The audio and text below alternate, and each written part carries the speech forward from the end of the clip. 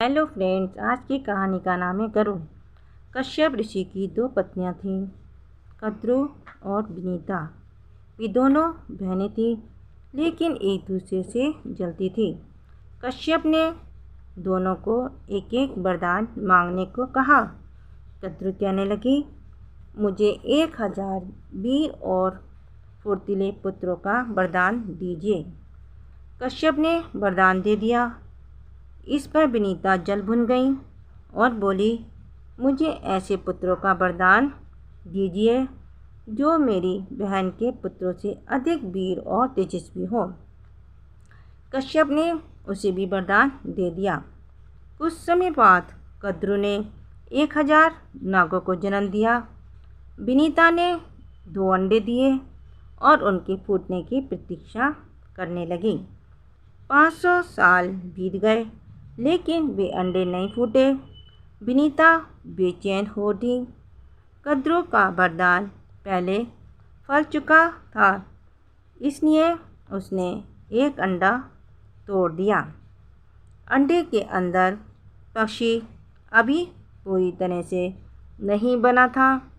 उसने क्रोधित होकर विनीता को दासी बनने का श्राप दे दिया। पक्षी ने ये भी कहा कि 500 साल बाद जब उसका भाई अंडे से निकलेगा, तभी वे श्राप से मुक्त हो पाएगी।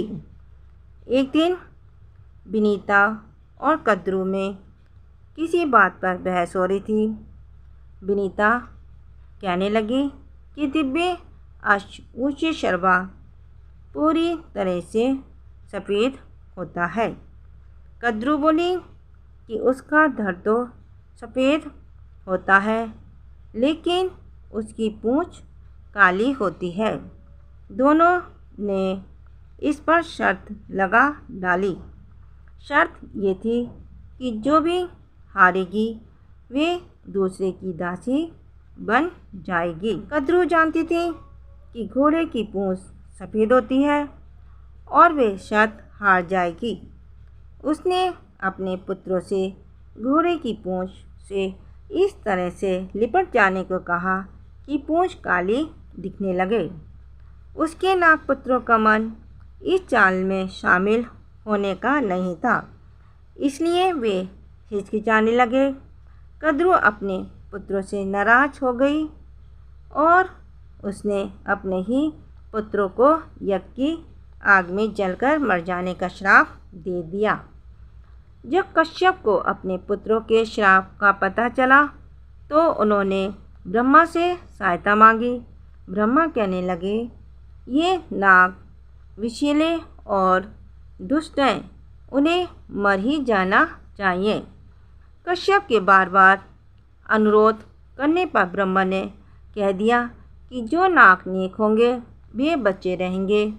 इस बीच अपनी माँ से श्राप सुनकर नाग डर गए और उसकी आज्ञा का पालन करने लगे। वे घोड़े की पूंछ से इस तरह से लिपट गए कि वे काली दिखने लगी। विनीता शर्त हार गई और कद्रू की दासी बन गई। 500 साल बाद विनीता के दूसरे अंडे से एक विशाल पक्षी गरुड़ ने जन्म लिया।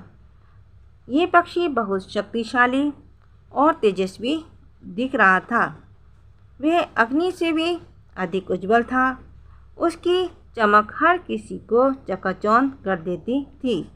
देवताओं ने उससे अपनी चमक घटाने का अनुरोध किया। वे भी अपनी माँ की तरह कद्रू और उसके पुत्रों का दास बन चुका था। एक दिन कद्रू ने गरुड़ को उसके और उसके पुत्रों के लिए एक द्वीप की खोज करने को कहा। गरुड़ उसे अपनी पीठ पर उठाकर उड़ चला।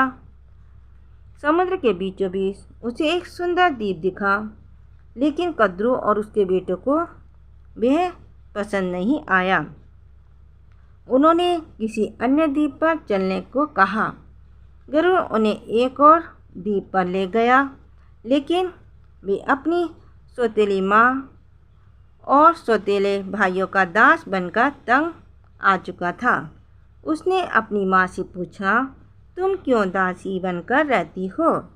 विनीता ने उसे शर्त हारने के बारे में बताया। पूरी कहानी सुनने के बाद गरुड़ ने नागों से कहा, मैं अपनी माँ की दास्तां समाप्त करना चाहता हूँ। बताओ, इसके लिए मैं क्या करूँ?